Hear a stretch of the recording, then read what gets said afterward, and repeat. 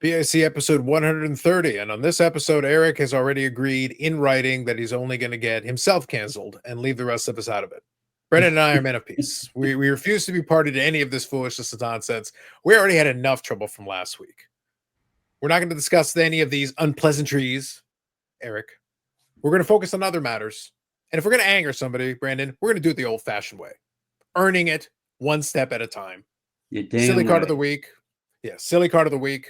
We're going to talk about a couple of different. We're going to talk about the idea, the concept behind kind of, I'm going to call them questionable takes based on small sample sizes. I'll give you some examples and I'll kind of outline what that's going to look like, but we'll touch on that. That and more on this episode of the BIC podcast.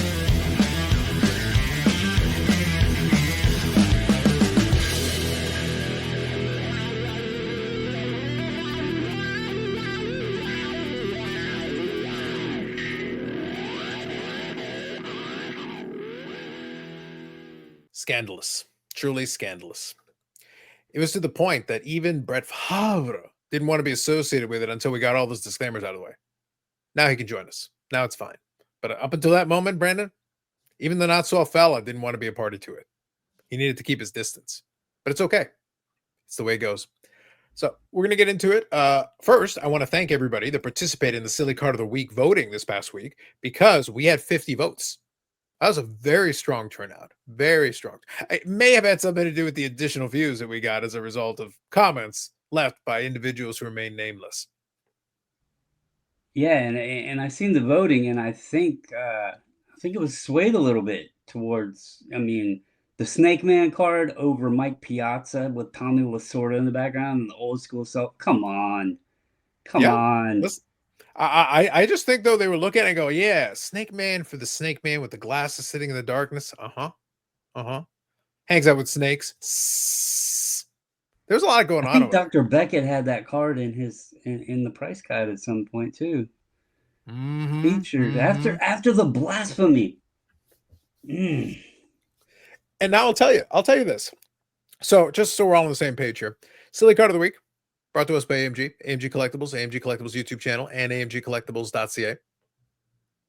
AMG I'll get back to talking about for Eric's takes. Absolutely not. They will also not be a party to this. But I will say, we'll be back with another episode this week. I believe the collector of the scallop shall be absconding. I believe he's on vacation. However, we will be talking about, I believe it's Upper Deck Extended this week is the big product that we'll be discussing. We'll have a little conversation about that on the episode. And then I'll put together a couple more things and we'll have a little bit of fun with that. But as always, we thank AMG for supporting the podcast and the channel. But as usual, they are not a party to any of Eric's foolishness.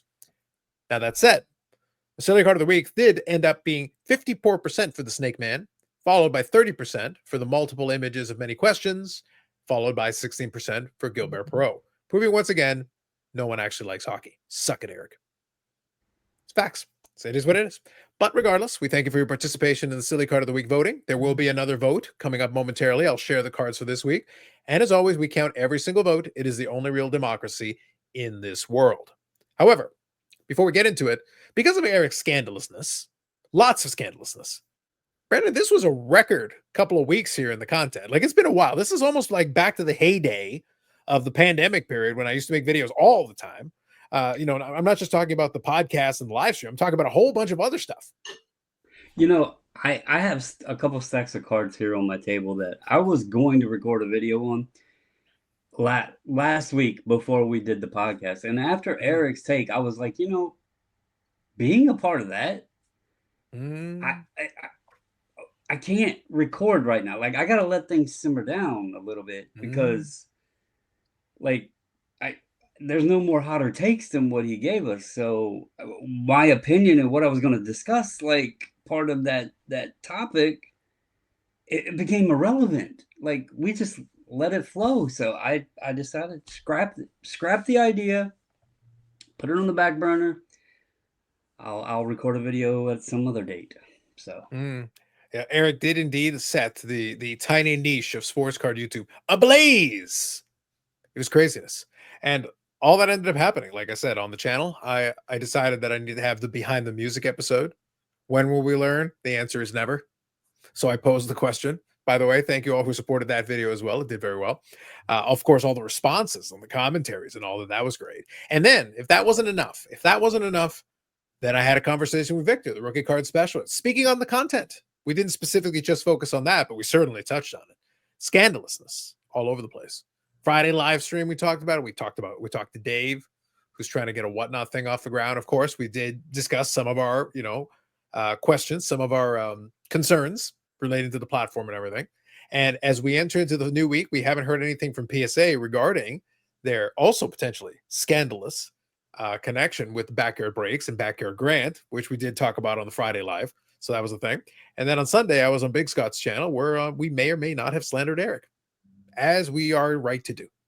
So, Brandon, it was a full week, chock full of the contents all over. Praise the content gods as always. But that's it. We're moving on, moving forward. So this week, hopefully, we don't fall under that level of scandalousness, but we'll see. We'll see how it goes. But we do have a silly card of the week, some options available for you. So we're going to start off here. Once again, though, I would be remiss if I did not begin by pointing out that Eric's had a lot of concussions. He does have a dysmorphia. We've discussed this previously. And concern here, I'm going to start off with his image. And my concern here is that we're looking at a baseball card, and all it is a picture of Mickey Hatcher, a perfectly normal baseball card. And I would like to know what it is Eric thinks this this is the silly card of the week segment. So Eric, can you outline for me here?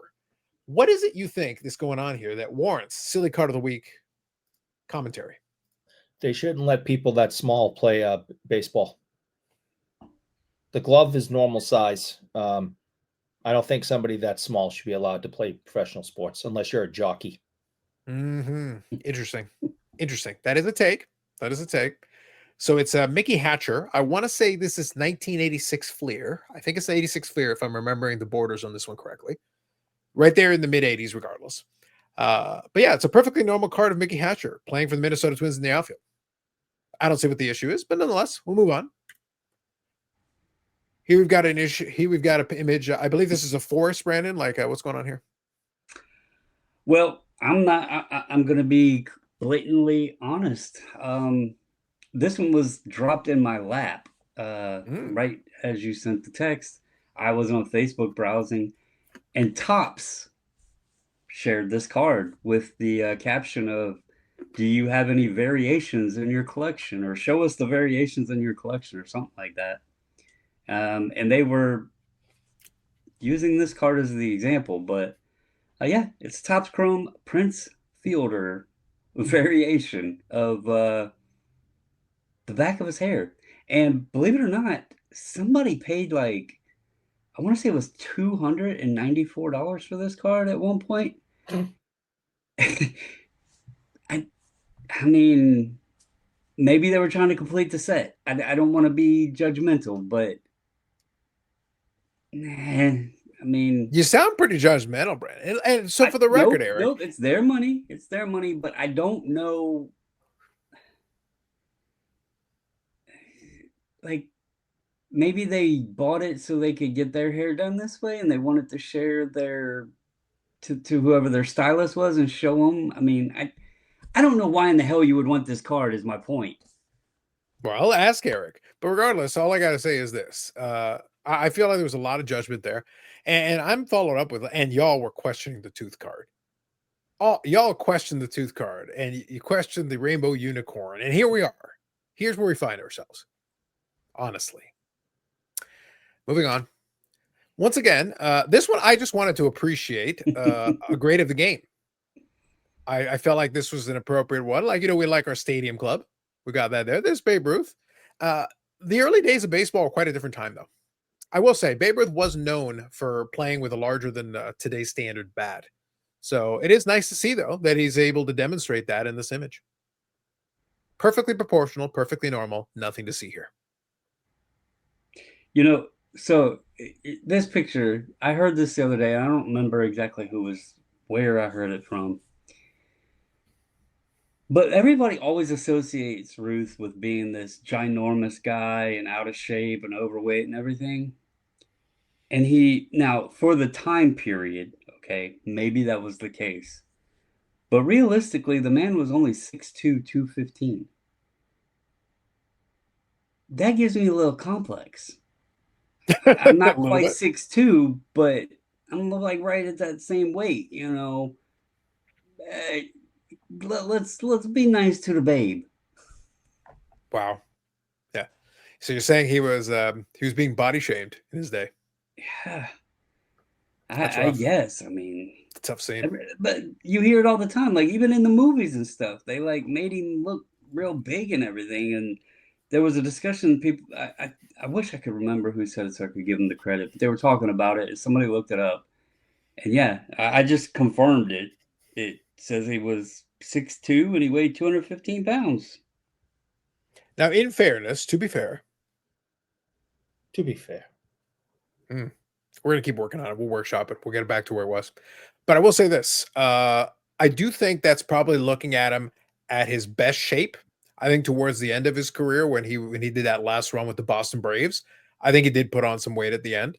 But that would have been right at the end of his career, literally at the end. Not like when he was at his apex or running with the Yankees in the 20s and they were winning all the World Series.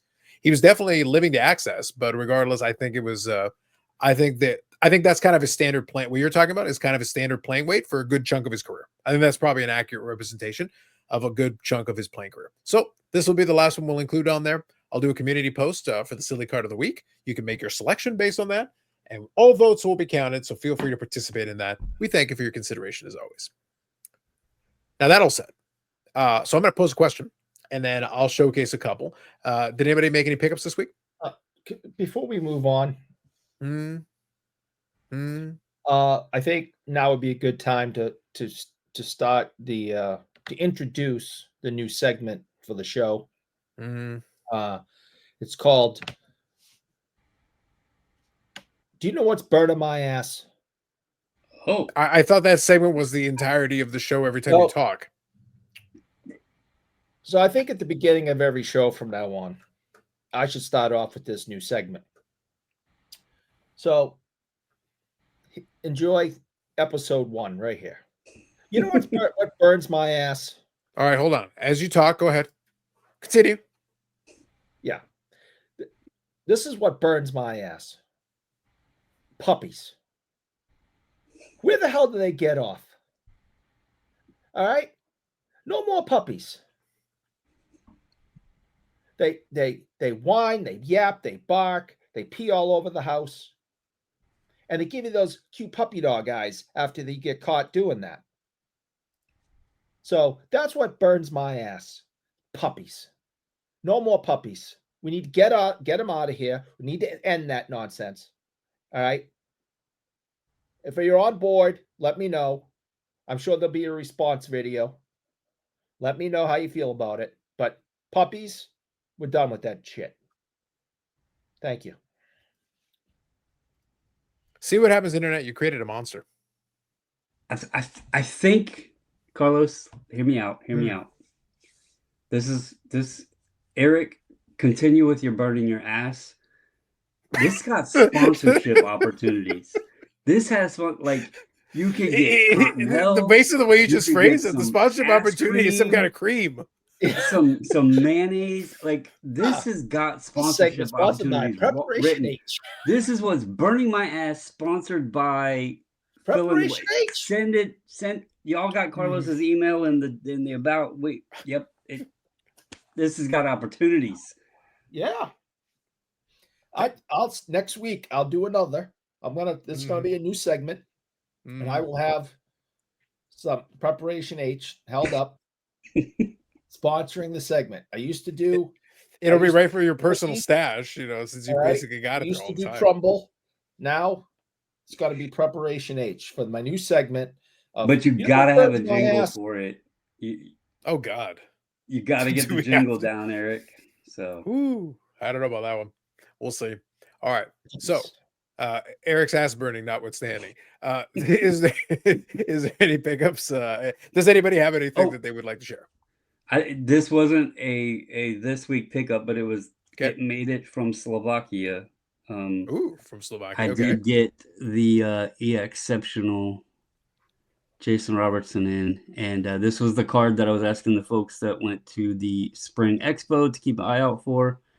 This is the only one that I have seen pop up, and so I jumped quick on it and was able to secure that. And I'm not joking, the seller was in Slovakia, I've never seen a listing from Slovakia.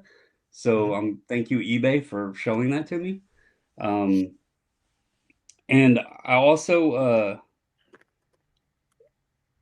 I'm trying to figure out how we have so many people, and I don't want to go too far on this, but there you see posts all the time about people complaining about the mail system and everything else.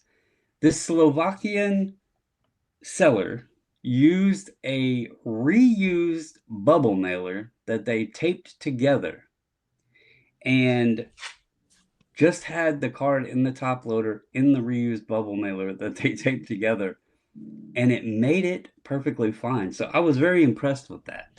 But anyway, I just want to say that the world is an all right place sometimes, right? And we need to have more unity, because here's an American on a Canadian's podcast who got a card from Slovakia of a Filipino.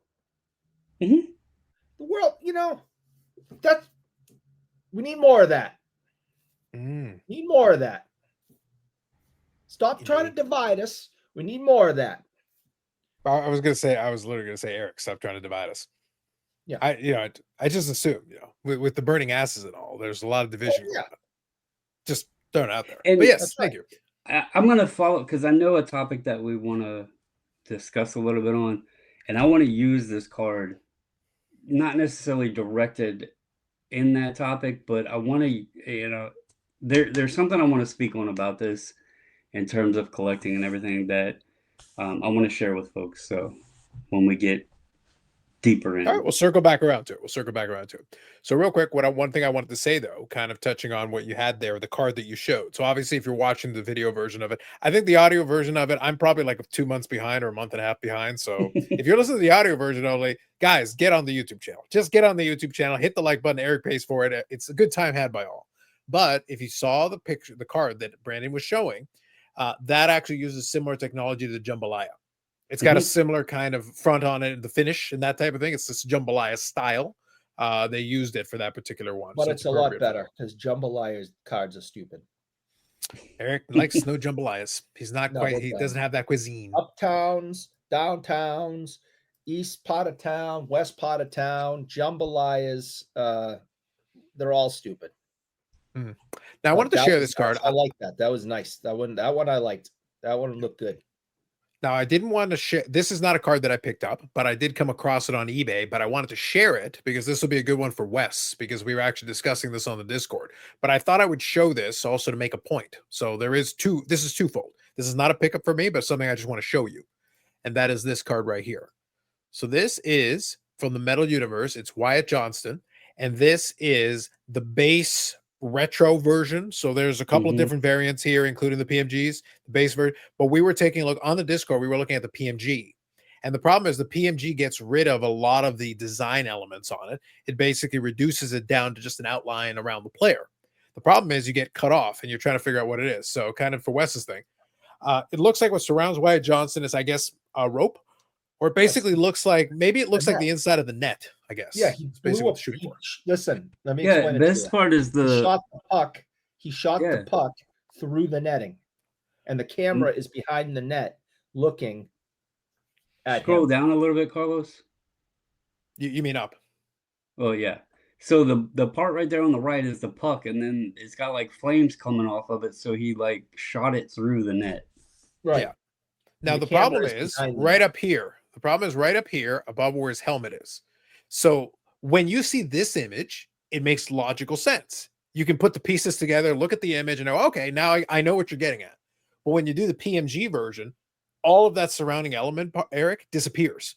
And you just end up with a red section, and it looks like his helmet is partially cut off with just random red around it. Well, do you remember the Robertson when we were looking at it and we're like, this is the weirdest card because he had like alien eyes, or better yet, the Matty Beniers. It looks like he was doing inappropriate things. Yeah, well, we use that as one of the silly card of the week. But the point is, this one specifically was one we brought up just because the angle with the netting, because it goes directly over the front of the helmet, it creates that weird angle. The problem is, as soon as you remove the netting and remove the context, it just becomes this space of red around it, and it completely cuts it off. It's very odd the way. So I get it. If I show you what the card looked like without the PMG part, with just the design elements, so you can actually see what it is, it makes sense. Whether you like it or don't like it, that's a different question. But at least it makes sense here. But as soon as you make the PMG version, it completely loses that design element and doesn't make sense anymore. So it's kind of a weird thing. For this? Huh? Do you know who you can blame for this? I've got options. Those Who do you want goddamn to blame puppies. Well, at least he's consistent. We'll give him that. To give a little take, I don't know if this is just the Metal Universe product or maybe some down pressure on Wyatt Johnston. But I had a Metal Universe from that set, Blast Furnace, the numbered version, the speckled out of $199. It had a starting bid of $5 and nobody bid on it. And then there was a Blast Furnace auto that also had two other autos of Scott Morrow prospects and a Matthias Michelli base auto. All three together sold for $32. And I'm pretty sure those Blast Furnace autos are pretty tough to pull. So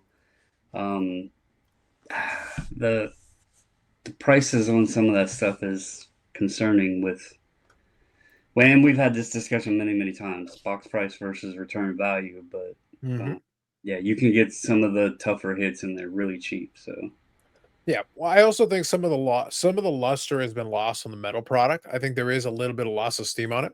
So I wanted to show that one, Brandon, because it actually solved the mystery we had in the Discord. It was a discussion we were having because obviously we didn't see what the regular version looked pretty cool, but it looks it was pretty good. Away the elements when you go to the PMG version. And that's exactly it. Yeah. So now I'm going to go and share another example of that. But this one turned out okay. But it's a case point of what you just talked about, where because people have kind of lost interest in the brand a little bit, you can get a bunch of the other players relatively inexpensively. So obviously I've talked about the last couple of weeks as the playoffs, and we'll talk a little bit about the playoffs in this episode. Not a lot because it's not working well for our team. So I won't spend too much time dwelling on it. That said, though, obviously, with the long-term contract and everything, I've been picking up a handful of Mikko Rantanen cards. I even learned how to spell Rantanen. It's only taken me 5,000 attempts. I think I finally got it. So anyway, so I'm out there looking for stuff, and I don't need a ton. I'll put together a small collection of them, and for a chunk of them, I'll wait until it gets into a Dallas uniform. However, if I find something I find neat or something that's interesting or fun or whatever, I'll pick it up if I can. So I was looking for the Metal Universe PMGs for him, because I figured I could get them on the cheap because a lot of it has become very inexpensive. So case in point, I saw one. I've actually seen a couple that have been listed from the new product. So this is the brand new one, 2425, the new Metal Universe. And he's still in the Avalanche uniform, but it's a decent pose. There is the retro version of it, and then there's the regular version of it, whatever. Retro version of it, I think it looks okay. It's like that example I gave you of the Wyatt Johnson. But what happens is the versions that I saw in there, most of them were not too crazy in terms of what they were asking for, but I figured I could be patient. So I saw one and it was listed for $45. And I was like, nah, $45 is a little high, but I put it in my saved. I put it in my favorites or saved or whatever, just to see and just to observe, basically. I added it to my want list or my wish list. So I figured I would do that. Okay, cool. Watch list. For some reason, I had the wrong word. But anyway, so watch list. So I figured I'd wait. So I get a notification a couple of days later. And now it's $40. The price has been reduced. Okay, great. Still a little high, but it had a best offer anyway. But I just wasn't ready to make an offer. A couple more days go by, Brandon. Now it's $35. I'm like, somebody really wants to sell it. So Brandon, today I get another message. Now it's $30. And I'm like, dang, son. All right. So now I go in. The best offer is still there. Plus the best offer. Well, Brandon, in accordance with the prophecy, I click on it today and I'm like, all right, best offer, $25. Hey, listen, you're trending downward, my man. You're trending downward. Brandon, it took, I think, 45 minutes. Accepted. Boom, paid, done. Yep. So this one, I've got the image for it, but at the same time, I'll get it in hand in a little while. So this will be my second Rantanen PMG, 2 different years of them. But I think that one looks okay. That one I don't mind too much. He's skating. Yeah, he's got a little bit of a pose going. Yeah, I think it's pretty solid. I like it for what it is. And $25, I'm okay with that. That's a decent price. I'm fine with it. It's nothing too crazy. I like the card. I think it's neat. Yeah, I bought a PMG from this set too. Where's it at? Mason Marchman. Mhm. He doesn't have a ton of stuff, but I Yep. like his feistiness, and yeah, I got it for the extreme sum of $3.64 plus shipping. Ooh, man. Listen, you're about to shed your reputation for being cheap. You spared no expense on that one. Yeah. Hey, Wow. there was 6 bids on it. Whoo, man. So, like I said a moment ago, I do think the bloom is off the rose on the old metal universe. It's Brandon, this is not your dad's metal universe. And it's not your dad's PMGs either, because the people listen. I honestly could have probably waited a little longer. I probably could have gotten it for 20 or 15 bucks. But nonetheless, I was sitting there like, for 25 bucks, whatever. It's the price of a blaster box. Like, it's okay. Yep. And I'm gonna be happy with it. I'll hang on to it. It'll be fine. I'll put it with the other one. But it just kind of makes me laugh after a while, where I just sit there and I've had the same thing with Jamie Benn over the years. Some of the PMGs have just gotten so inexpensive because the audience just isn't interested. In hockey, it just never took off the way it did for the other sports because we didn't have the legacy of it.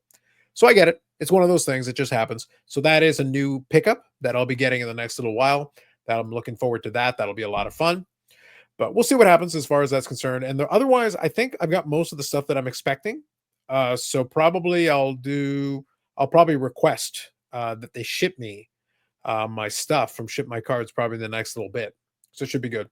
But I figured I would take advantage of that. So wanted to share a couple of things that we picked up. Had a little bit of fun with that. Now, let's talk about this for at least a little bit. And then maybe we'll complain a little bit about the Dallas Stars at the end. We'll see, time permitting. But let's talk about this. On the Discord, we were having a bit of a conversation inspired by Paul, but I'm not just going to focus on his example, but I think his example brings up an interesting question. And that's why I was saying I wanted to make it a little broader. And it comes down to small sample sizes, and it comes down to kind of I think it's called confirmation bias. If you really want to, you basically are looking for different things that are going to kind of confirm. You're looking for any piece of evidence that confirms what you're looking for, and as soon as you see it, like you just can't, you latch onto it, like you just cannot let it go. Here it is. I found it. So confirmation bias. So that is the tendency to search for, interpret, or favor, recall information in a way that confirms or supports one's prior beliefs or values. So that right there, I think you kind of get the general idea here. There could be all this information that is saying you're wrong, but you will sift, you will, move, you maneuver in and out of the rest of the world and try to find every bob and weave and do everything you can to specifically focus on the things that seem to back up your theory, whatever it is. And that applies to a lot of things, but let's stick to sports cards here. So his thesis, let's talk about his thesis. He has a lot of focus on kind of the 90s, some football, and obviously, it was kind of funny because in the discussion, obviously, I came in after the fact, and it was just funny to me because obviously the not so fella was included as part of the question, suggestion, the concept. And I get the idea, but he's a good example. So let's use him as an example here for this.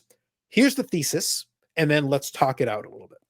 So the thesis is that over time, this audience is going to look towards players like the not so fella Brett Favre more fondly, and therefore there'll be this hidden value that has not been realized yet.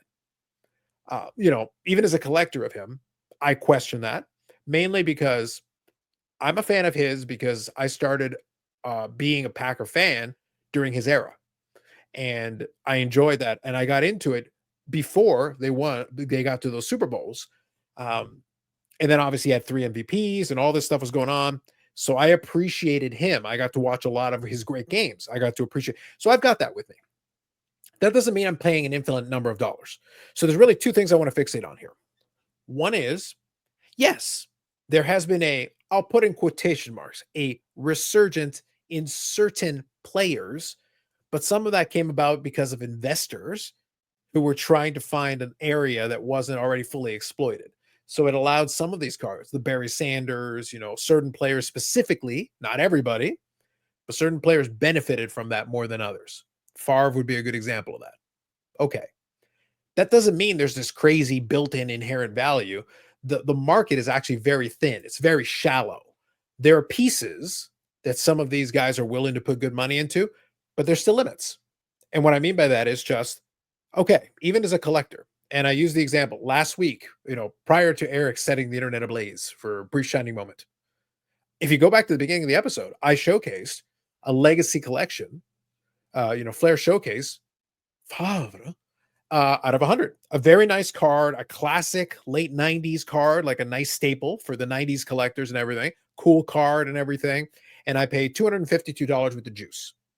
Is that more than it would have been 5, 10, 15 years ago? Oh, yeah, for sure. 100%.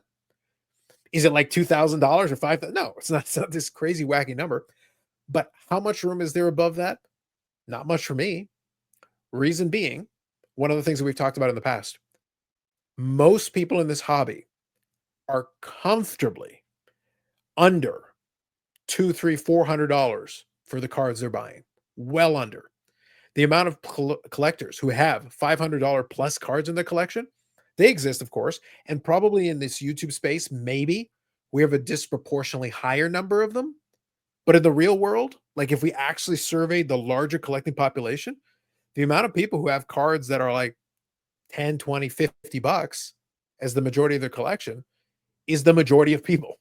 So these people are not going to be buying these cards, Brandon, for $500, $1,000. They're not those people. So when you look at some of these people and you say, oh, but these Tom Brady, like crazy cards are going for, these are not the common folk that are buying these cards. And they're not the ones that are going to hold your value or propel it up.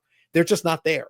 So the secret cabal, the table of these people that are going to hopefully prop up your price and maintain it is a very small table.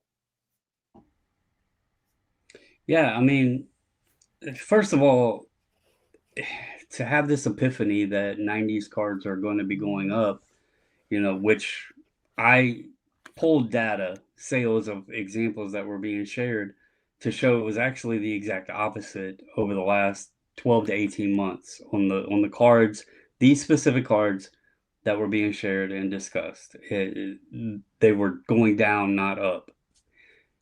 But the 90s inserts, the 90s refractors and all that stuff, it's not anything new. Like even today, you mentioned 5, 10 years ago, they're not new. They've always been a thing, an interest for collectors, especially of our age range, because we grew up during that time. But they are more common in the high value range, the high collectability range. They're more common in the basketball sport. You could, outside of Griffey, and Bonds is starting to get some some value to him. But in baseball, outside of Griffey, there wasn't really any extravagant prices on guys like Frank Thomas, Cal Ripken Jr., Jeter. Sometimes it would depend on what the card was. But most of the players in these insert sets and stuff like that, they were relatively cheap, except for Griffey. Basketball, you would see PMGs and stuff of no name, guys, non-superstar guys selling for insane amounts of money because the basketball market was driven, that period with Jordan and all of those guys, Kobe, all of them, that was driven very high. So like a guy like Anton Jameson would be out of most people's budget.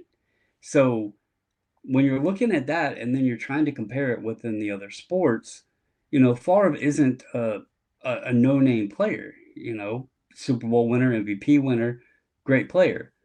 But my other concern with the takes that were being made, I've said this in the past, I see things running on 30-year windows. So you take the mid-90s, 1995, and today in 2025, we are 30 years removed from it. The discussion was, in the next 10 years, look at these prices. Well, then you're going on a 40-year window, and when we were, 15 to 20 or 12 to 20-year-olds in 1995, you're now pushing them into the 50, mid 50s to maybe early 60s range. And I don't know how many of those, that age group is going to be going back and saying, oh man, I remember in 1994 Brett Favre. Like, I just don't know that connection is still going to be there. I'm not saying the cards are going to go away. I just don't see a surge in them. So that's kind of my take on it. I'm not discounting the cards at all.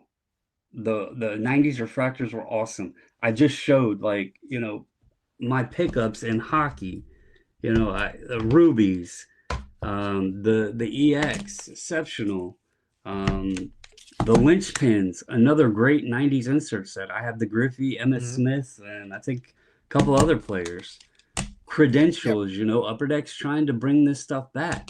The Noise Mhm. Boys, all this stuff originated from back during that time period, but was most notable in other sports. I'm buying these cards because I love those inserts, and they're relatively cheap in hockey, let's be real.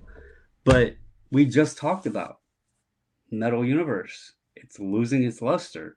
It didn't have the same attachment in hockey, but if you could get any chance of getting other other sports to jump over into the newer hockey, that would be the way to do it, and it's just not happening.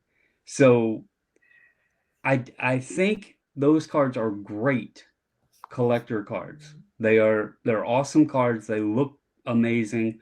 They're not tons and tons of them out there. I just don't see this moonshotting effect that was, being talked about. I think they're Sure. stable. I don't think you're going to go Mhm. broke if you buy them, but I don't think they're investment cards 10 years from now. Sure. Now let me pose a question here. I want to, like I said, I want to use this example because, like I said, because he brought up an interesting question, and we could have a lot of fun with it, and we could poke holes into the argument because there are a lot of holes that you can poke into it. But let's look at a couple of angles. What you were just talking about was the question of demand. Mhm. That's basically what we're referring to. Who is going to be the consumer? What kind of demand are they going to have? What kind of interest are they going to have? So the demographic, for all the jokes we make, you and I are fairly close in age. Eric is super Mhm. old, like the oldest of the old. Uh, the beginning times was basically, he was at least in his teenage years when the dawn of time happened. But the point is that I created during the all Big of it, Bang. yeah, You it was probably created you just puppies. yeah, it was you watching Emmanuel in space and getting too excited. That was the Big Bang. But anyway, Oh my so goodness. what happened is more references on Friday. But anyway, so what happened is when it came down to this, though, the demand is one side of the equation, and it's an important side. Like I'm a big proponent of the demand is super important. It is extremely important. My question, though, is this: because the idea was, okay, remember, this is kind of the original thesis. The idea is that it was undervalued, and then these people are getting into it. Well, you just address why the new generation may not be as interested. They may, because they won't necessarily have the connection. That doesn't mean they couldn't get into it. But let me ask a different question, because I use that card as an example, the one I just talked about, the whole legacy collection. So let's call it $250 now. Let's say that's high for the sake of this conversation, or even say it's appropriate. It doesn't really matter. Okay. How much higher do you think it gets to before a lot of people are automatically priced out anyway? Like, it doesn't matter even if you can want a T206 Honus Wagner. Like, you can legitimately want it. Does that mean you can afford it? Not necessarily. A lot of people can't. So at a certain point, Brandon, it's not even about want. It's not about the demand from the idea. Could you even afford it? And if you can't, then you're not part of the demand, because you're not going to be there when the auction's happening. You're not going to be a bidder. So Eric, it doesn't matter what you want. It's what you can afford connected with what you want. And that's when you become a player. Then if you're part of that pool, then maybe you can help push the price up. Otherwise, your demand's irrelevant. Let's take ourselves and look at it this way, okay? We've had the discussion on here about people understanding how hard it is on some of these unnumbered cards and everything, on how hard they are to hit in today's product, right? Mhm. We've talked about how people don't want to go in and do the research. They don't want to dive in and look at odds. They don't want to go on and pull things up. And a lot of that stuff slips through the cracks. When we were teenagers and these mid 90s stuff was coming out, we knew about vintage cards. But we also had something that Eric shit on last episode that helped us. A desire for the world to burn. We had the Beckett magazine that Oh, that every too. Yeah, month we would that sit too. down and we could flip through the pages and we could see those 50s cards. We could read articles about them. We could see pictures of them and everything else. Today, the 15-year-olds aren't going to the hobby shop and picking up the bag of magazine. They would literally have to take the time away from Fortnite to get on the internet and start searching and trying to figure all this stuff out, because it's not there for them to flip through a magazine. So there is a disconnect. In the same way with the 90s stuff. Every year that goes along, there's more and more and more products being added into what's already existed. They don't know what the hell the odds are in this stuff today. There are so many parallels and everything today that they have to figure that part of it out. They're not going back and giving a shit about the 90s stuff. There might be a few here or there. I'm not going to say none of them are, but the majority of them are not going to sit and take the time to research and look that stuff up. They're not going to really care about Brett Favre or, Troy Aikman. The dude was like the quarterback of the team everybody talked about in the 90s, the Dallas Cowboys. How many people do you see really talking about him today, buying Troy Aikman cards? Not many. Sure. Even Emmitt Smith is relatively cheap, and he's got a record that I doubt will ever be broken. I mean, Now I think that's fair, but that all still plays into the demand side, though. So the reason Right. I was posing the question a couple of minutes ago, though, is even if for the sake of this conversation, we'll play devil's advocate. Let's pretend this magical demand appears. Okay, let's pretend it materializes just for the hell of it. Let's pretend. How many people, if the cards are already, depending on the card, if some of these cards are already approaching the hundreds of dollars, approaching into the thousands or thousands of dollars, Eric, most of the hobby's out. They're out. Like, it doesn't matter whether they want it or not. They're not playing. They're not going to. So how are these supposed to increase if this theoretical, again, we're playing devil's advocate. We're pretending that this audience materializes. The Brandon just said it's not likely, but for the hell of it, we're going to pretend they are. But they're not spending thousands of dollars per card. So if these cards are already approaching that price, again, depending on the cards, some of them yes, and a lot of them no. But if they do, as soon as you cross that theoretical threshold, they're out. It doesn't matter if the demand's there or not. You're 100% correct. And I've always believed that we're talking about the majority of the people who collect cards now, the majority. I've always believed that threshold's $100. Once a card is worth is the asking price for a card is over $100, people start tapping the brakes, because that turns into a lot of money. They could give you $50, they could give you $75. Once it hits 100, something goes off in someone's head, because the majority of people have to work hard to make $100. So they have to sit and think about their budget. They have to think about their bank account. They got to think about possibly a spouse saying, you spent what on that? So I've always said $100 is that number for a single card. And most people have agreed with me on that over the years, because it's not something I just pulled out my aching ass. Wow. Preparation H, by the way, sponsor of this show.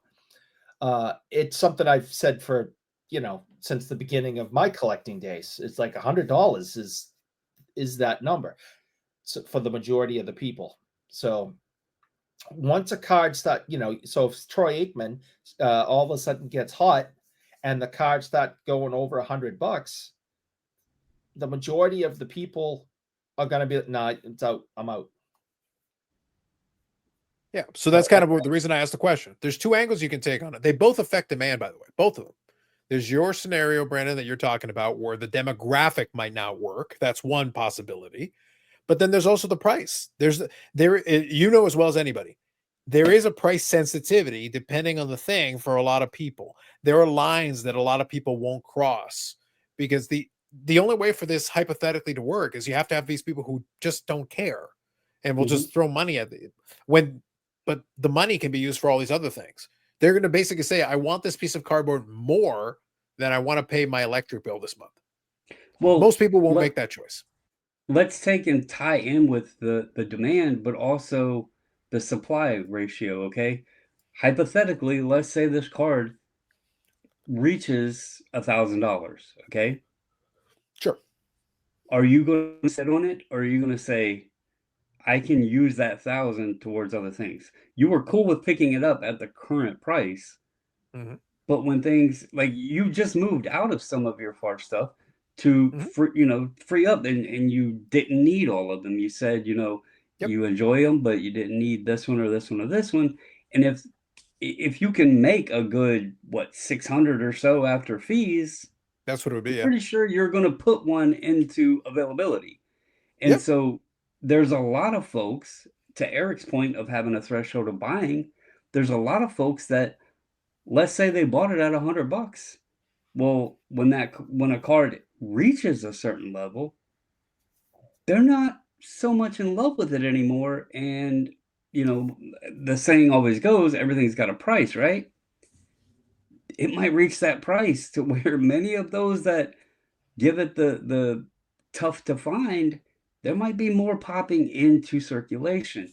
That's always been my theory with, you know, why, and I'm not big into it by no means, but I've always been looking towards the TCG having a stronger future. The timing of the age ranges that got into it, the timing of the 80s, 90s kids that were in sports cards, and then the mid 90s era when TCG started taking off. You have, again, poking at the 30-year period. A lot of those folks are going to have kids. They're going to want to get back into what they were doing when they were a kid to share it with their children. We're already seeing it with some of the stuff, even with the sports card guys. They're starting to go over into the Pokemon a little bit or the TCG and share it with their kids. I just see that push. And the more that happens, the more that shift happens there, the less that this is going to have the demand. And people might start, I said it with the vintage, and so far it looks like, you go and look up Babe Ruth, there's normally a good bit available now where it used to not be. But when stuff starts hitting the market, the demand has to exceed it for it to go up. If the supply goes up and the demand isn't exceeding it, then where's your price going up? Mhm. It's going to sit Sure. there. Let me pose a question. I want to close off this thought because, again, I wanted to use it predominantly as an example because I don't really have a problem with the thesis. I don't mind that he threw out an idea. Look, we do this show based on ideas, so we like the fact that some people have a couple of ideas and try to think these things out, and at least throw stuff at the wall just to see what sticks. Who knows? You might be wrong, but at least you threw something out there. Give it a go. But here's my Not, follow up not. question to this. I just like not everybody likes that. No, no, Just but when you say scandalous and wrong, that's different. When you say things are scandalous and wrong, but I just mean in general, I don't mind a thesis. I don't mind an idea or a concept thrown out there, unless you're arrogant is horrifically wrong. Then different question, different issue. The thing is, there's a lot of holes in the thesis. In this case, when we were talking about it, the problem is one made an assumption, and you know what they say about assumptions. You know what they say about assuming. We're you right and back me, to baby. You and yeah, me. yeah. Preparation H. So it all comes down to that's a problem because you're hoping for this demand that may never materialize. And we just gave reasons why it might not. But then I'm being more practical. I'm giving you a different alternative. I'm saying, even if it did, at a certain price point, that same demand disappears. Those same people are no longer there. It doesn't matter again, it's no longer about your desire. I'm not asking you whether you're interested in the thing. There's a lot of stuff where people would be interested, but once you get past a certain price, Brandon, they're not interested anymore. It doesn't Yep. matter that they think the thing is cool, but not at that price. And that's the important part. Not at that price. Let me take the second piece though. Let's talk about vintage because we can play off. It's just so here's a different thesis. Let me throw a different thesis at you. Again, we'll apply the same type of logic and the same questions we're asking. So one of the things that I'm watching, again, we talk about how there is in sports card YouTube here, we've got a vintage block. Obviously, we chat on a semi-regular basis with some of those folks, and we enjoy their contributions, so we can have some fun with it. But one of the current kind of loops, there are always these themes and these questions that get brought up, and we talked about this before. The vintage allows for one thing that is not available in the modern game, and that is this: you can look at value through eye appeal. So Hmm. stick with me on this one because we can talk about this. So it's the idea that you may look out for value by looking at cards that are a lower technical grade but have a good aesthetic. Therefore, Yep. you may be willing to pay slightly stronger for a nicer looking version of a card that otherwise is in a lower condition. Lower condition, bringing the price down, nice aesthetic, possibly giving a slight premium, but still more affordable than a higher technical grade. Fair enough? We're all on the Oh, same yeah. page so far? So far, so Yep. good. I was key on buying either authentic or ones that looked really nice. Sure. Now here's the question. Like everything else, Eric, there's always they can be too much of a good thing because the pendulum can always swing. What happens? And I've seen a couple of videos that are starting to play into this a little bit, so we're gonna have a little bit of fun. And again, it's just the same concept. We're asking the same question the same way. What happens when the pendulum swings far enough that enough people are now pitching the good word of eye appeal, where all of a sudden it's like, okay, but now your premium again. If it's a nicer looking it's a poor condition card, but it's poor condition because it has a pinhole. We've used this example before. I showed a 52 tops mantle. I don't remember the exact episode, but episodes ago, we looked at a 52 tops mantle that was in poor condition that came at a certain price. And then we looked at another one that was substantially more. Why? Because it was super nice, aside from the fact that it had a pinhole. So from a technical grade perspective, it's a poor condition card. So the grade is correct. However, it's a one that you'd be proud to have in your collection. So the person who bought it said, yes, absolutely. I have no problem paying that price. But when enough people, it doesn't take a lot, by the way, since remember, the whole point of vintage is that it's finite. There's less of it, right? They're not making more. So that's the whole concept here, right? This is what I keep being told. Yeah. So because of that, it's finite. Well, if you add in the eye appeal piece, that means there's going to be less anyway, because a lot of the poor condition cars are going to look crummy. So the nicer looking ones that are giving the premium are lesser in quantity too. So what happens when enough of these collectors start going, all right, we're all about the eye appeal train. Well, Eric, if enough people get on the eye appeal train, then that premium starts creeping up and creeping up and creeping up until it becomes like you're paying 2 or 3 grades higher, depending on what it is. So all of a sudden you find yourself like, this value play is not such a value anymore. My coupon's no longer working, Eric. It's not working for me. Well, now what do you do? Well, just like you mentioned earlier, and Eric talked about the price level, I enjoyed buying and collecting vintage. It was an accomplishment to obtain one of the cards, right? Sure. Yep. But the reason it was an accomplishment wasn't because they weren't out there. It was having the money to do so. And then, you set that there and you enjoy it, and then you're looking for the next one and trying to figure out how you're going to get that. And one reason that I changed my focus on that is because I was tired of paying thousands of dollars anytime I wanted a card of one of the nicer ones, right? That starts adding up. Even if you're $400, you buy 3 of them, you're over $1,000. And so it was like trying to figure out like the dollar amount, and it wasn't really about the cards. And that's never been my place in this hobby.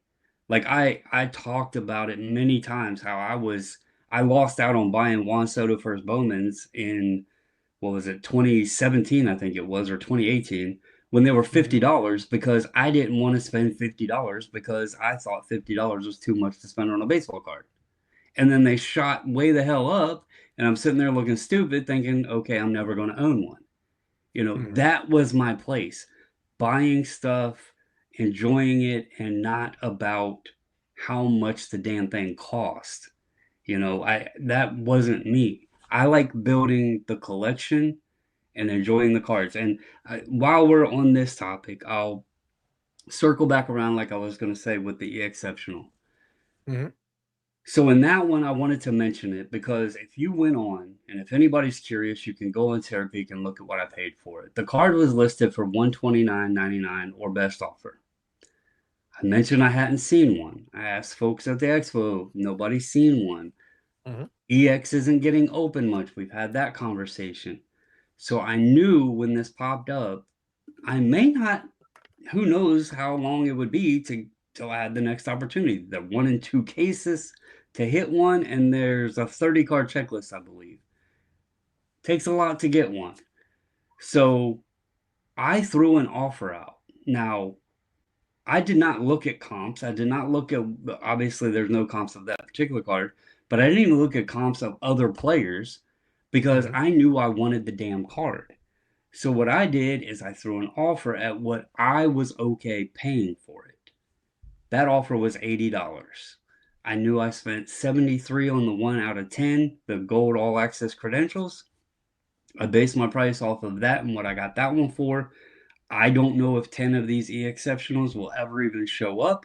So I was like, okay, if I can get this for 80, I'll be happy. And the guy Mhm. accepted. Some people would say I'm an idiot because I could have worked and tried to comp and say, well, this guy sold for this or whatever. As a collector, I knew what I was comfortable and what I was okay paying. And I think people skip that step a lot of times and they want to nickel and dime and, navigate what all the comps and stuff are. But I Mhm. was excited to get that because I didn't know if I would even see one. So I wanted to circle back on that. But yeah, I mean, I also want to mention on this topic, and specifically to Paul if he listens, I am not disagreeing one bit that those cards, the 90s refractors, all that stuff, they're awesome cards. However, I Eric just is just because Eric he likes might, to incite infinite rage. but I don't have the same feeling that he does about they're going up or in 10 years they're going to be up and all this. I don't see that. I don't see that. I think even maybe I'm not going to say that they're going to decline, but I don't see this rise that's being portrayed out there. I just don't see that. Some rare Sure. stuff like the out of tens and that kind of thing, stuff that just doesn't ever appear. Maybe because there's big dollar collectors that are willing to throw money to get some of that really rare stuff, but just 90s refractors and that sort of, I don't see that. Sure. Now let's me kind of circle it back around though, because we touched on a couple of different things, and I want to make sure we get back to one of the things that I wanted to touch on.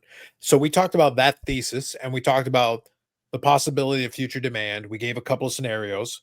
One of them, though, that I talked about with the '90s version of it, I talked about the idea that at a certain price point, your demand actually drops off naturally because some people just don't want to pay that price. Doesn't matter that they're interested; they don't want to pay it. For the vintage thing, I'm actually talking about the exact same thing. What's funny is, Eric, I'm talking about modern or close to modern and whatever, and I'm also talking about vintage, but I'm actually talking about the same for the second half. I'm actually talking about the exact same potential problem. I talked about the ones where high eye appeal, nice looking vintage cards. Cool. They've provided a potential value. Yes, they have. 100%. That's a real thing because you can find cards that for the grade look really great. So you feel like you're getting a great value because, hey, this is a really nice copy and I was able to get it at a fair price. And as a result of it, I'm very happy to own it. All good. So far, so good. But if enough people, ironically, if enough people adopt this mantra, well, then that limited supply of really nice looking vintage cars actually dries up. Therefore, the premium increases. And as Yep. we get into those higher price points, Eric, we run into our exact same problem that we ran into with the modern cards. If my supply is limited enough, there are some people who simply can't get up to that price. It's not about wanting it anymore.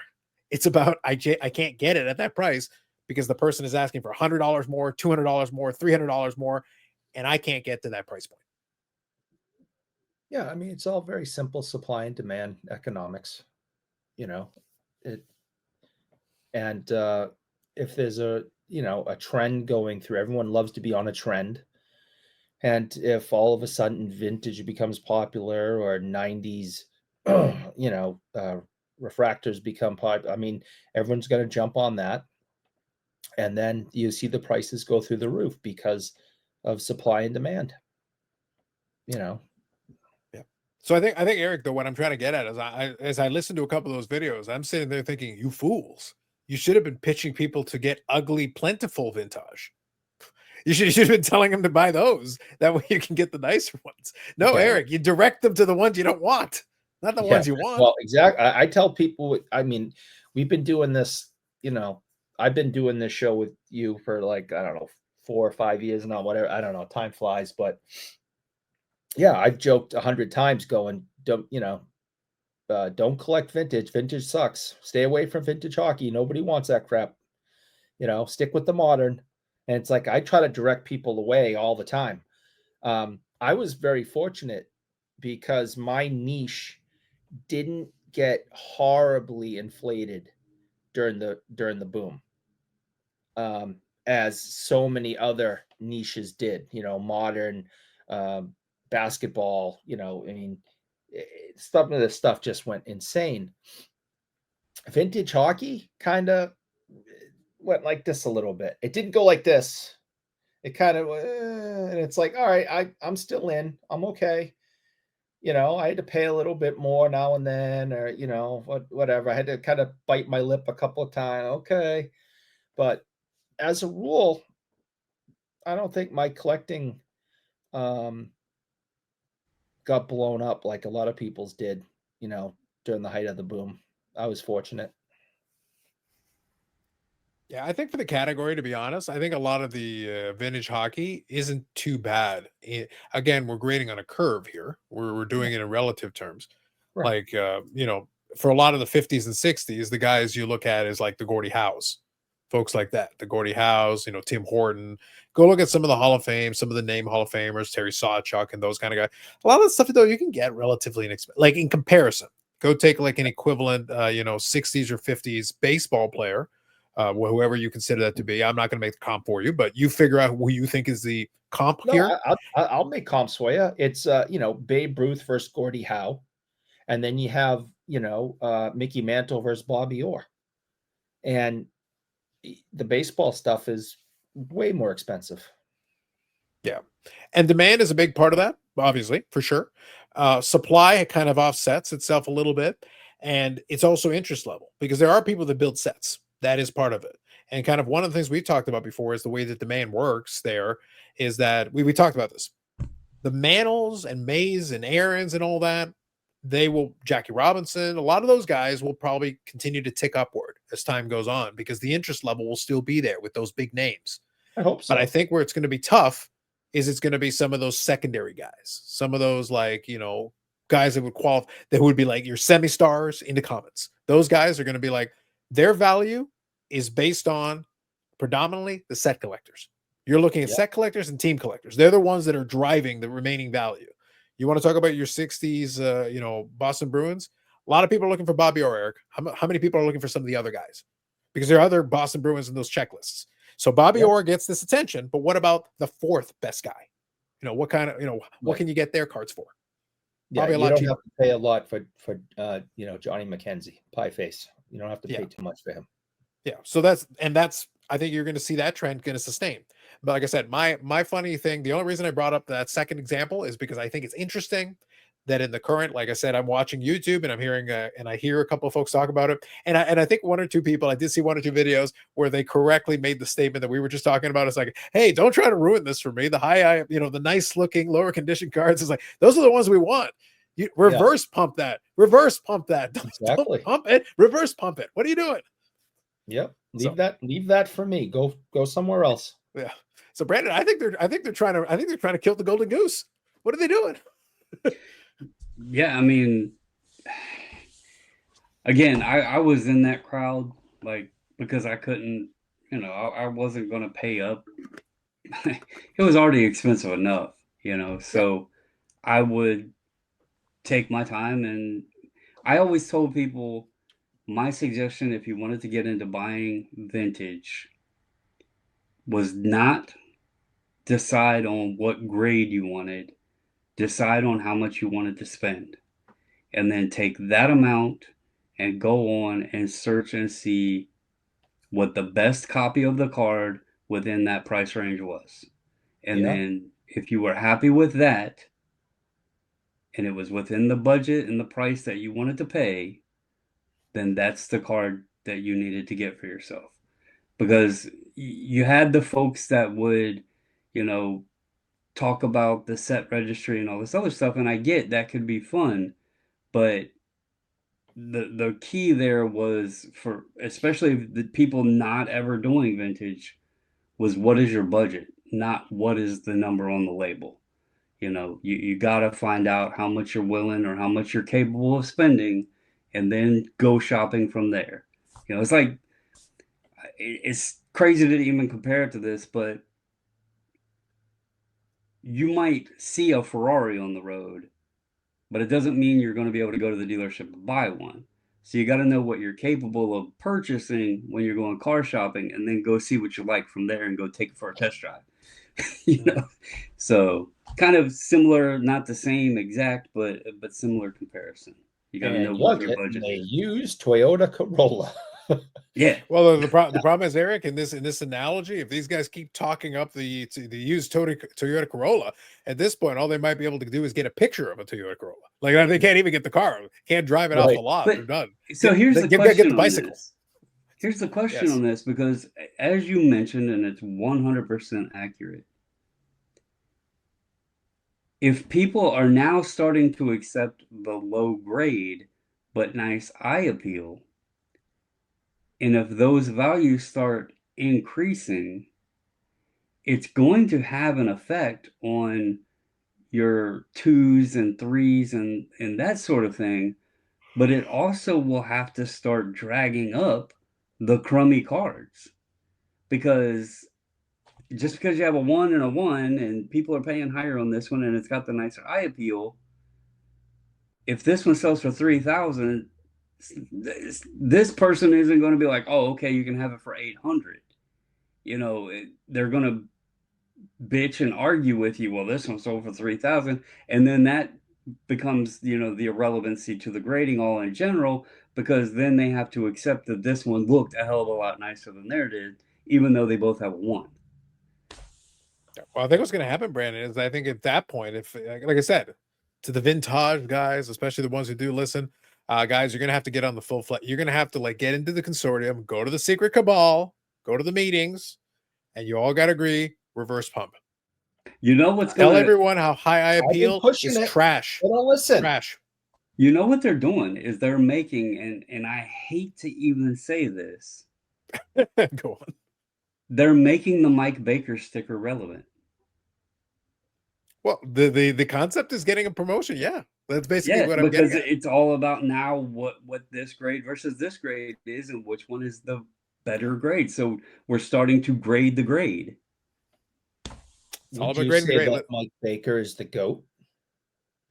No, I wouldn't. I'm not. I know some people. I know some scandalous people. I know some scandalous people. That's what I heard. Staying out of it. That's what I heard. So bottom line is two things. My advice: reverse pump the hell out of this thing. Reverse course. There's still time. Turn them away. Tell them to get plentiful crummy cards. That's the play. That's the future. Secondly, if you don't, the consequences of this could be dire. People could be out there trying to take Brandon's advice, say, you know, figure out the budget you want to pay and then try to get the nicest card you can for that. Well, the problem is if you guys keep going down this dark path, then you're going to be like, all right, I figured out the budget I want. It's like, all right, so what can I get for that price? Here you go. And what happens? Oh, these are the ashes of a 52 tops medal. All you have is the ashes. Here you go. Here are the ashes. Here's a bag of ashes. That's all you get. Half the ashes. Yeah. It's like, well, how much is the bag of ashes? It's like, oh, that's at least $5,000. What? Yeah. For half a bag of ashes? Half a bag. How do I know that's a 52 tops medal? How do I know you didn't sneak in another card? Oh, he's going up. He's going up to get the urn. Yeah. No. Since we mentioned him earlier, I mean. Oh, there we go. There's the jacket. Yep. Yeah. So nice. And then there's the 1950, and I mean, it's got some rounded corners, but you know, you don't really see that one that often, and you put it on a shelf. I always tell people, hold it out and look at it, and if you can, you know, it's like the arm length test, because when you put it on a shelf, it's not right here up in front of your face with a microscope. You know, it's got it on a shelf, the displayability of it. So this one, I'll be honest, I paid $800 for it raw, and then I knew it was real. Fair. But you know, and I knew what it was going to get on the slab. So, I mean, a Jackie rookie for $800. I think that's fair. That's that makes pretty sense. good. Yeah. Yeah. So we'll see. Like I said, we'll see how it plays out. I just thought it was interesting to connect the two things. It was the same kind of idea, though. We have a thesis, like an idea, like a concept that was put out there. One of them was just something that was thrown out there. We obviously debated and had some fun with it. The other one is just some recent videos that I've seen. And again, everything comes in cycles. Nothing unusual there. Everything comes in cycles. Nothing wrong with it. But I do think at that point, it's like you're almost being counterproductive. Hey, don't the whole looking for a nice copy for the grade thing was always kind of a thing. There's a lot of collectors that have been doing that for a while, and you might, and shh, just saying, Eric, I'm trying to save them from themselves. I'm trying to help them, man. I know. I've been saying it for years. Trying, man, trying. Stick with All that right. modern, everybody. Just stick with that modern. You don't want none of this. You don't none of this shade back here. Just I was going to stick tell him with to buy all the modern. You'll be Pokemans. happy. I was going to tell him to buy all the Pokemans. That's the play. That's even better. Yeah. Yeah. All right. So let's do this real quick. We'll finish off, or we'll just take it easy this episode. Eric has managed not to scandalize us too badly. Questionable things, but not to the degree of last week. So question for us to finish off, though. Obviously, outside of wishful thinking, right now it's not looking good for either conference final. I would like to see some more competitiveness, but let me pose the question. So can Carolina find it in them to win a game? Because Florida man is running right over them. At this moment, at the time of recording, yes, Carolina is up 1-0 in the second with a minute 49 to go.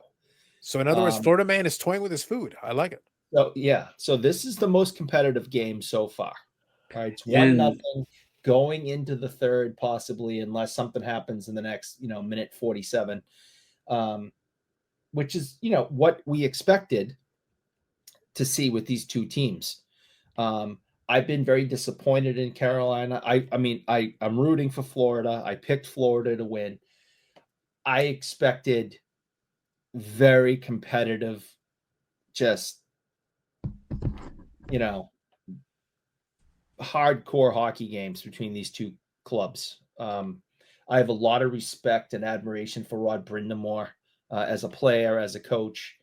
And I was just shocked that his team played this way in the first 3 games. I think the last game was like 6-2, 6-1 or so. It's just horrible. They're getting blown out and they, and it's good that, this game is more competitive. Hopefully, maybe for hockey fans, Carolina will pull this one out and, you'll get a more competitive game 5 also. I'm surprised that the Panthers only have 12 shots on goal. Because they've been crushing Carolina. It's not easy for me to see at the moment, but I think it's 23-12. Yeah, it's 23-12. They've reversed the script this game so far. Yeah. And Stankoven has Carolina's goal. And you gotta wonder if and how could you not? When Florida has destroyed and dominated this team for 3 games in a row, it's kind of hard to, maybe get up for game 4. You're like, all right, let's just go out there and get this done. And it's like, no, that's where that's where you get the Toronto Maple Leaf collapse. You need to go in and put your foot down on their throat and go even harder and finish this, because you don't want them to, have any life left or have any hope. There's nothing worse than a wounded dog that's been cornered. You want to end it. You don't want to, like Carlos said, again with the dogs thing. First he was taking on puppies, and now he wants to end wounded dogs. You don't want to play with your food. You want to end it. So you no, he's eating the dogs? Good Lord, Brandon. This is taking a dark turn. Well, if it was good enough for a former U.S. president, it's good enough for me. Wow. Just wow. Yep. You may send all your correspondence to Sanderson to Orr on Instagram. Sanderson Orr on Instagram. You can find it there. I'll pay attention to it like I did last week. He looks forward to your correspondence. But yes. So hopefully we get a little more competitiveness. So Brandon, if nothing else, I want some more competitiveness in these conference finals games. That's all I want at this point. Of course, I'm rooting for Dallas to win. All I have to say to Jimmy Ben, this is what I say to the troops.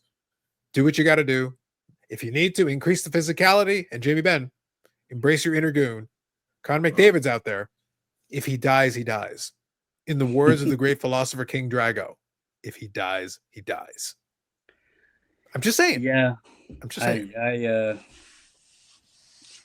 I like I was telling y'all before we started, I don't know. It's frustrating and I don't know. It just sucks. Third year in a row in the conference finals. I just want them to. Dallas has had moments that they look good, and the way they played that third period in game one, I thought they would use that as momentum. Showing, okay, look, we kicked their ass this period. We can do this, but they came out game two just flat and got shut out. So that didn't happen. I don't know if DeBoer is he's moving the lines all around. I don't know if that's actually hurting them because they're not getting any cohesion with, staying with a single line and used to their line mates. But it's like some of the guys that you would expect to be performing just are non-existent. And hopefully they figure it out because if they go down 3-1, it's not going to be easy to come back. They've had some hard series in the first two rounds, and you can't let this get away. You fought too damn hard to get here, and you've been there 3 years in a row now, so it's time to do something. Mm-hmm. So we'll see what happens between now and the time the next episode airs. We may have some answers and see where things go from that perspective on it. But we'll follow up on it to see where things went and kind of talk about it. So either hopefully we'll be talking about an extended season, or it might be the beginning of the off season and some questions that will need to get answered. But we'll see.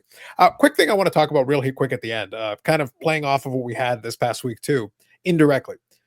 In my conversation I had with Victor, one of the things we were talking about was the whole idea of kind of my other YouTube channel where I talk about the wrestling channel. And I get to have a lot of fun on there because it's not a monetized channel. It's got less subscribers. Most of the subscribers that I got are just based on the videos that are there. Even though I did pivot it, there wasn't a lot of subscribers to begin with.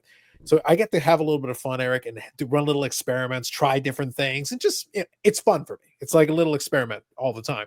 This past week, I did actually release a couple of episodes on there.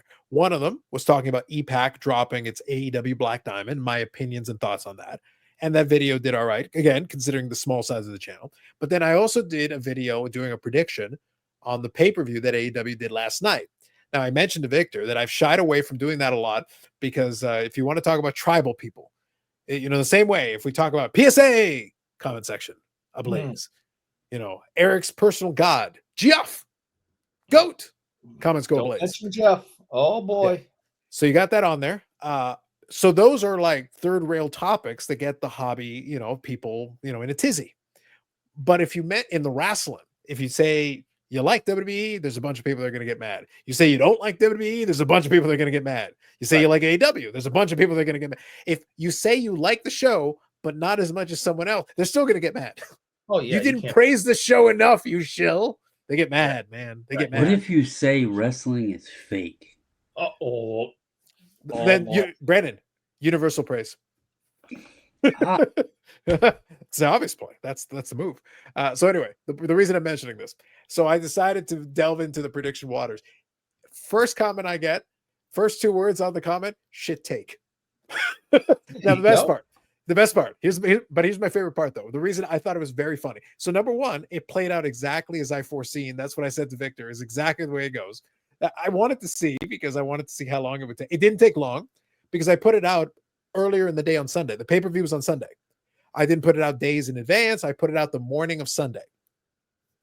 And the guy was arguing with me about it for the main event. He was arguing specifically about the main event.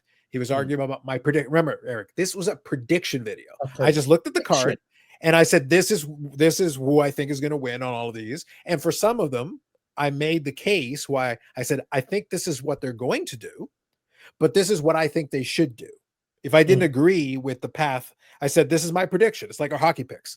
This is who I think is going to win, but I would prefer this outcome. And then I explained why. So that's basically all I was talking about. So the guy spent the whole comment arguing with me about Will Ospreay, who was one of the two people in the main event. He's the one who's going to win, blah, blah, blah, blah, blah. And he was arguing all my points. And then I literally responded to him. I go, I predicted Ospreay. I picked Ospreay. All that stuff you're talking about is what I would prefer. My prediction was the one you're arguing about. Again, people don't listen. They don't read. They don't listen. Like Brandon, he's arguing with me about the choice I made, the prediction that I made. By the way, Ospreay did not win. The one I wanted, the alternative that I provided in that video was the one they actually ended up going with. I got it wrong technically, but so did our commenter guy. These people are idiots, Brandon. I don't know what to do. Like, what are we doing here? Listening comprehension. Yeah. But it was right. It's right as the prophecy foretold. And that's the the biggest lesson from last week, is so many people commented on our podcast last week, or on reaction videos about our podcast, or reaction videos on the reaction to video the reaction to our podcast, which was a reaction podcast to Jeff Wilson's pod. Anyway, clearly they didn't watch it directly from us. There were people who admitted they didn't watch the full clip from Dustin's reaction to us. And it's just, there's so many people, keyboard warriors, that are just rageful at home, and they're just looking up the place to put that rage. Yeah, and we're not just talking about you, Eric. We're talking about other people too. Oh yeah. And they just start typing, and they just go for it, and they say the most horrible things and make real fools out of themselves. And especially when you can sit there and say, clearly you didn't listen to any of this. You just saw a headline, a thumbnail, or one person said, I got to 4 minutes 44 seconds. Okay, so why didn't you do the whole thing? And then maybe you wouldn't have the same feelings about it. So yeah, I mean, it is what it is. And I got a kick out of the last week. I've laughed at every negative comment and reaction and takes, and it's hysterical to me. Yeah. So and now in truth though, Brandon, and I think this is a fair thing for me to say, a lot of the reason why Eric can take this in stride is because the comment section that is the harshest on him is everyone else that he knows. Now, like we're his negative comment section. Yeah. And his family and Bobby and Yannick and our chat on Friday. Like we have an entire section dedicated to basically you guys think you can say horrible things about Eric? First of all, that's our job. My mother will outdo all of you. So, The funny part about content is I don't think a lot of people, if they don't do the content and understand how interaction and all of that helps, there's literally people out there that will say and do things intentionally because they know it will drive the comments, which then in turn helps. Rage bait video, link in the description. But I don't think people have caught on to that yet. Like mispronouncing words purposely. Like you see it all the time, like in shorts or like, it's hilarious how many people will jump in the comment section to, as Eric said, keyboard warrior things. And sometimes it's all intentional. Yep. However, Eric's was not intentional, and it was completely unplanned. I know you did the video describing. Yeah, well, explaining all of it. One cannot script a good Eric rant. Way unexpected, and that's why you could see both of our reactions just like, what the hell? What is this fool doing? I'm gonna let it play, but I don't know what this guy's doing. And like I said in the clip, Eric, you changed, man. You changed. If any sane person ever wants to debate the facts of my comments and my points, I'd gladly have a discussion with them. But people accusing me of doing dirty things to Jeff Wilson's body parts isn't an Well, aside from the Jeff intelligent. Wilson's body parts, isn't that usually what I do on Friday? I've accused you of a lot of things. Yeah, I don't remember. I don't listen to you either. So, but that's not an intelligent conversation. So, but I stand by all the factual points I made, and all people did was prove me correct by the reactions they had, especially the negative ones and the angry ones. Mm. All you did was prove my point, is that he's the Howard Stern of this genre right now, and Wow. he lives rent free in a lot of people's heads, and Wow. that's crazy to me. Why do you let this guy have that much power and control over you? So it would seem. So it He seem. does. Like Now, kind of nobody a else in the hobby. Now, kind of a funny thing, actually. So we'll close off on this. You were mentioning, Brandon, a second ago, the whole idea of kind of the engagement, negative or positive, the engagement. YouTube interprets it a certain way. I've talked about before how on this channel, in the previous life of the channel, it was focused on Blu-rays and kind of movie reviews, and that's what I was doing in the earlier days of it. And I said there's a couple of videos on it that went viral back then. Well, actually, more than a couple now, but over time they added up. But there's two in particular that really stand out specifically. There was one that was from May 2nd. So I'm mentioning it because, in the month of May, it was this month 11 years ago. So it was May 2nd, 2014 was one of the two videos that really took off back in the day. And that was Universal Soldier. That one, as it sits today, has 1,328,549 views. That one thing alone. Why that one? Who the hell cares about Universal Soldier? Your lack of love for Jean-Claude Van Damme is noted, Eric. It's all about Jean-Claude Van Damme and Dolph Lundgren. And Dolph Lundgren. Yes, the Philosopher King Drago. I didn't hate the film when it came out, but it isn't like it was Predator or something. I mean, it's Universal Soldier. I think they made 10 sequels to it. Look, and maybe maybe Brandon, maybe Eric, you'll appreciate the second one. So let me finish my point, and then I'll go over the other one. 1 million just for Universal Soldier. I can't. 1.3 million, Eric. Get it right. People are sick. So Brandon, you know how YouTube no longer shows the dislike button. Mm-hmm. So, but if you go into the studio, you can see for yourself, and you don't talk about getting like ratioed and whatever or something. Yeah. Yeah. But what happens is a lot of people, the thing though, is you can put your mouse over and you can see exactly how many downvotes there are. So you can actually put the mouse over. Well, the thing is, so that video got 1.3 million views. It has 1,080 thumbs up. Pretty good. It's pretty solid. Sure. Yeah. Thumbs down, 3,038. Doesn't matter. YouTube doesn't care. YouTube doesn't care. So that's one thing. Oop. And then the most viewed video on the channel, bar none, the most viewed with 1,753,265 views, 1.75 million views since September 23rd, 2014. The Marine from Massachusetts' own Eric's compatriot, John Cena. Let's go. I don't get it. It's Memorial Day, Eric. Shouldn't you watch a movie review on The Marine? I'm not sure I ever saw The Marine, and I'm not sure I ever will. Nah. Well, you can watch a movie review on it if you want. So anyway, so that one is the most viewed. That's the number one on the channel. Those two, by the way, are over 3 million views combined. If you add it up, that's fantastic for you, and I'm being sincere. I think that's great for you, and that because not a million people have seen anything I've ever done. But why those films? That's the part. Again, the passion for John Cena cannot be contained. What do you want, man? I don't know. That's the part that, again, it wasn't Predator. It wasn't one of the Rocky movie. I mean, it wasn't one of these big major. It wasn't Men in Black.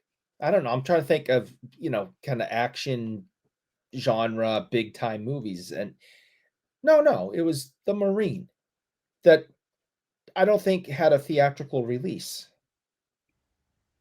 No, The Marine, that was the first one. It did get a theatrical release. The first one got a theatrical release. The sequels did not. Sequels were straight to DVD.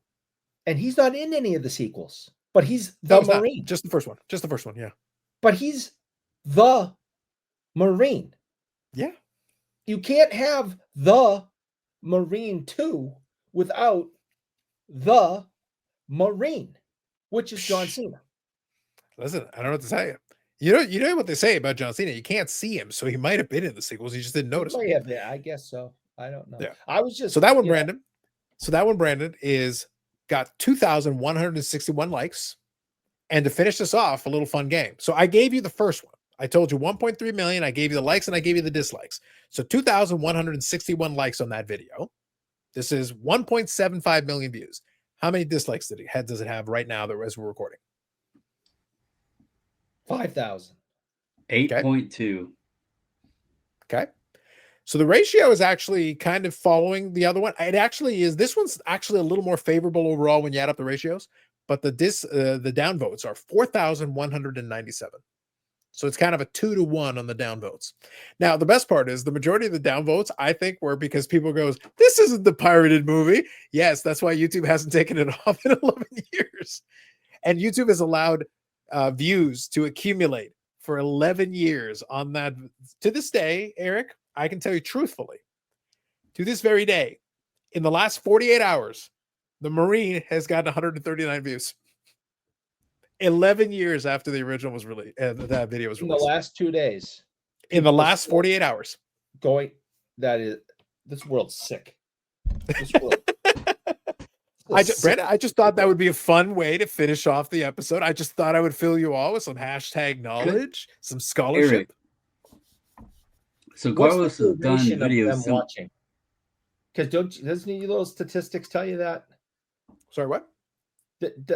Doesn't your statistics tell you the duration that people watch? Obviously there's like 100% of watching the entire thing. What's the duration? Like 5%? The duration is nearly nothing. The duration is nearly nothing. It's because realistically, I'm not joking.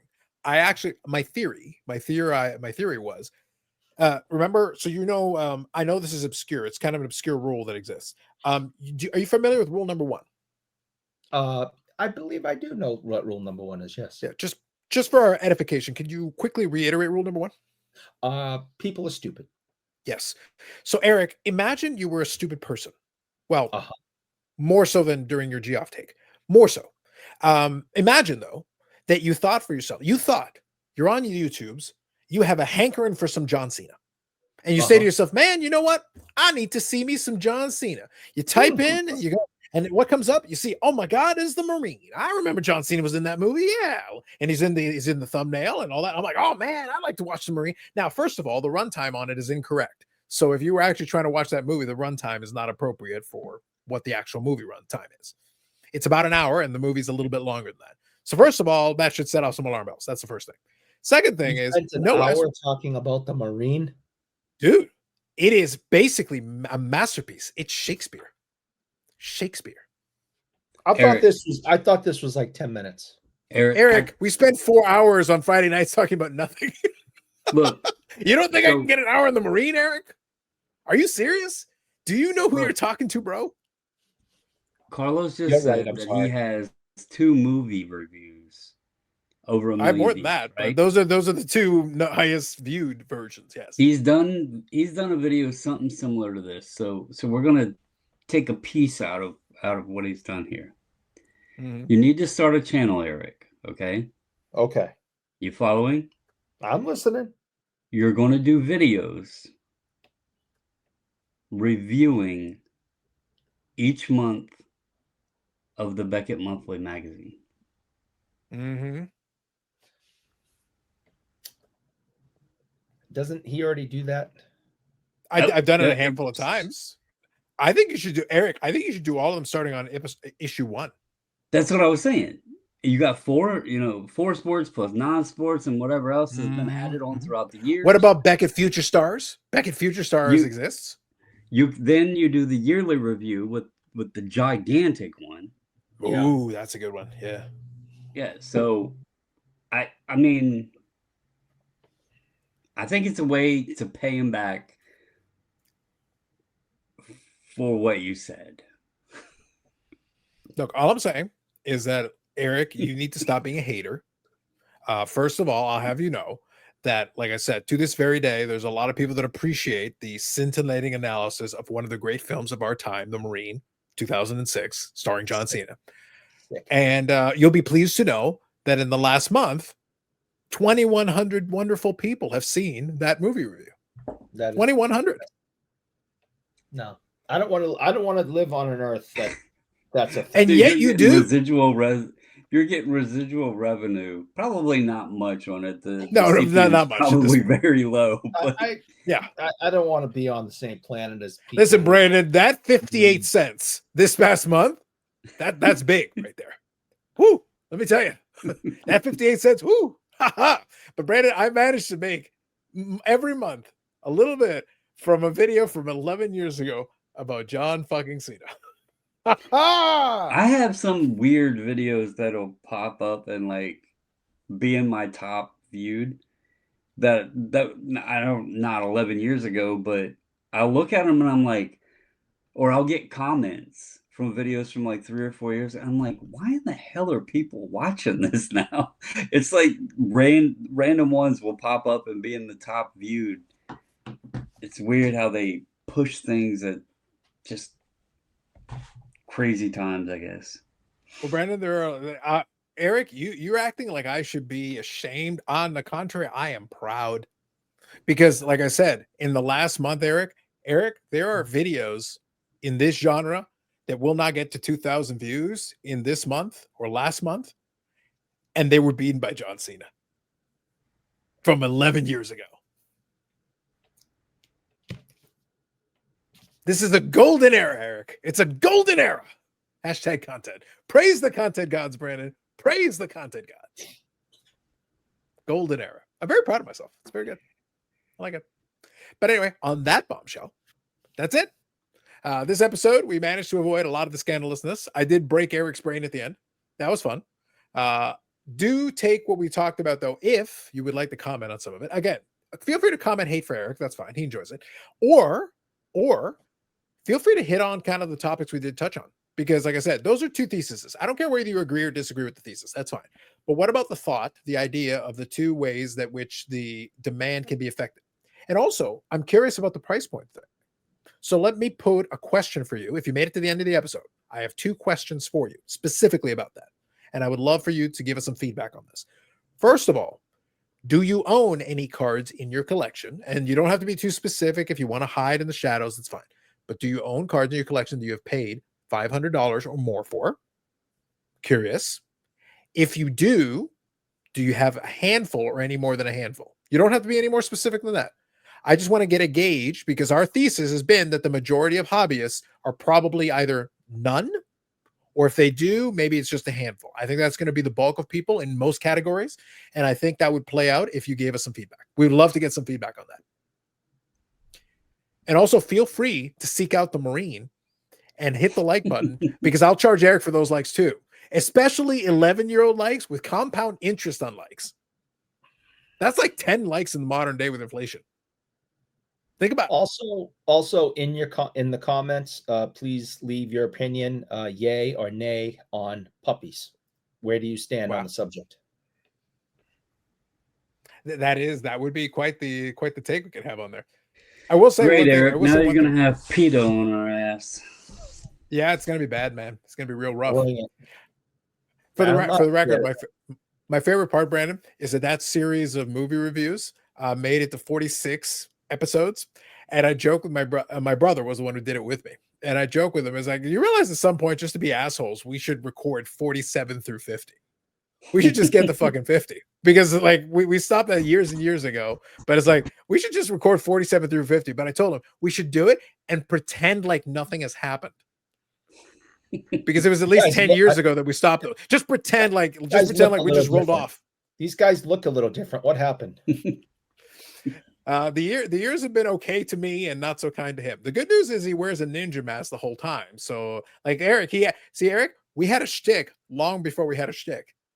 I was talking to a guy in a ninja mask the whole time.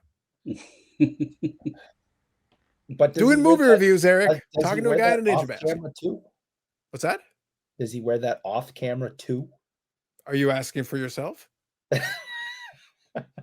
Eric just wants to know if he should take the gimmick with him. He just wants to know, like, should I is this like an Andy Kaufman situation? Should I just do this all the time? And my answer is yes.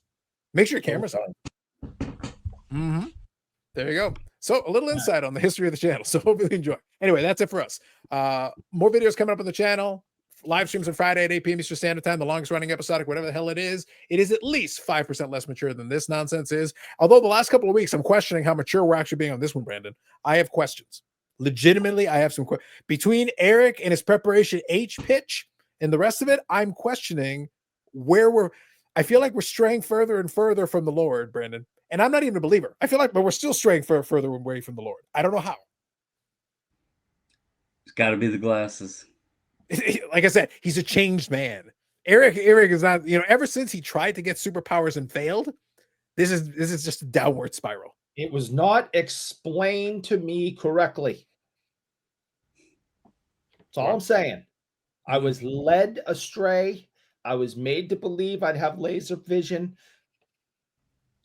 They meant something else. I tell you all to pray for Eric, but that's a waste of time. So my suggestion is pray for us. It just in general would be nice if you just pray for us. Also, secondly, pray for Dallas. We need help. Go Stars. Yes. Yeah, just help us. We need something. Go Stars. Anyway, that's it for us on this one. We'll catch you in the next one.